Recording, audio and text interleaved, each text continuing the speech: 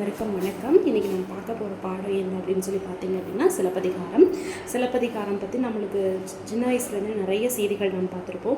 ஆனால் இன்றைக்கி நாம் பார்க்கக்கூடிய பகுதி என்ன அப்படின்னு சொல்லி பார்த்தீங்க அப்படின்னா, நம்ம புகார் காண்டத்தில் இருக்கக்கூடிய முழு புகார் காண்டம் தான் நம்மளுக்கு பாடப்பகுதியாக இருக்குது. நாம் இன்றைக்கி ஒரு அறிமுக பாடப்பகுதி மட்டும் இன்றைக்கி நம்ம பார்க்கலாம், சரிங்களா?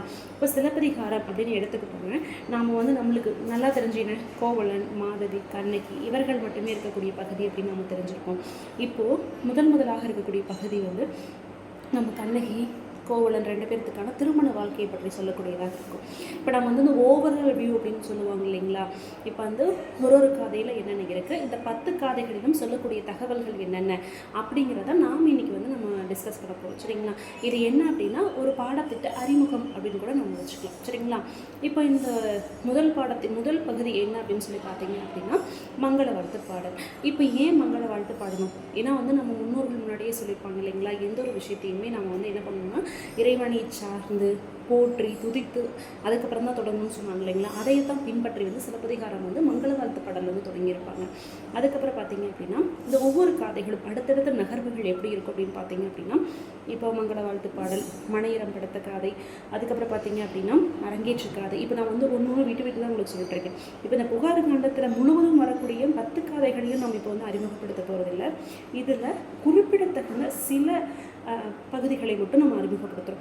இப்போ நீங்கள் பார்த்தீங்கன்னா அரங்கேற்றிருக்காது. இப்போ நம்ம இந்த பகுதியை பொறுத்த வரைக்கும் நம்ம ரொம்ப முக்கியமாக பார்க்கக்கூடிய பகுதி என்ன அப்படின்னு சொல்லி பார்த்தீங்க அப்படின்னா, மாதவி ஆடிய 11 வகையான ஆடல். இந்த 11 வகையான ஆடல்கள் நம்மளுக்கு கண்டிப்பாக தெரிஞ்சு வச்சுருக்கோம். ஏன் அப்படின்னா டிஎன்பிஎஸ்சி எக்ஸாமாக இருக்கட்டும், முதன்மை பாடமாக நம்ம எடுத்து படிக்கக்கூடிய பல்வேறு தமிழை முதன்மை பாடமாக எடுத்து படிக்கக்கூடிய நிறைய இடங்களில் இந்த பாடப்பகுதி, அதாவது சிலப்பதிகாரத்தில் மாதவி ஆடிய ஆடல்கள் அப்படிங்கிறது கண்டிப்பாக நம்ம கேள்விகளாக எதிர்பார்க்கக்கூடிய பகுதி, சரிங்களா? அதனால் கண்டிப்பாக நம்ம அதையும் நம்ம என்ன பண்ணிக்கணும் அப்படின்னா படிச்சுக்கணும். அடுத்து பார்த்தீங்க அப்படின்னா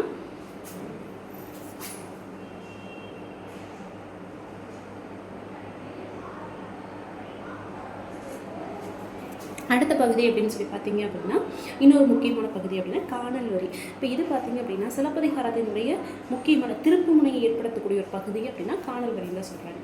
அப்போ இந்த காணல் வரியில் நம்ம பார்க்கக்கூடிய பகுதி என்ன, நாட்டுப்புற கதைகளோடு சேர்ந்த நம்ம வரிப்பாடல்களை இந்த இடத்துல பார்க்க முடியும் அப்படின்றத நம்ம பார்க்கலாம், சரிங்களா?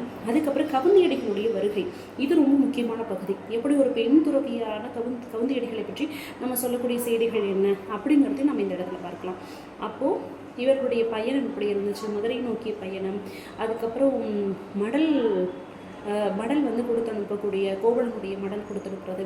அப்போ இந்த பகுதிகள் எல்லாமே பார்த்திங்க அப்படின்னா சுவாரஸ்யமாக நடத்தக்கூடிய பகுதிகளாக தான் இருக்கும். இப்போ நம்ம 10 காதைகளில் நம்ம ஒரு குறிப்பிட்ட ஒரு 2-3 காதைகள் மட்டும் ஒரு சுருக்கமாக ஒரு அறிமுகத்தை கொடுத்துருக்கோம். அடுத்த வகுப்பில் நம்ம வேறு ஏதாவது பார்க்கலாம். நன்றி.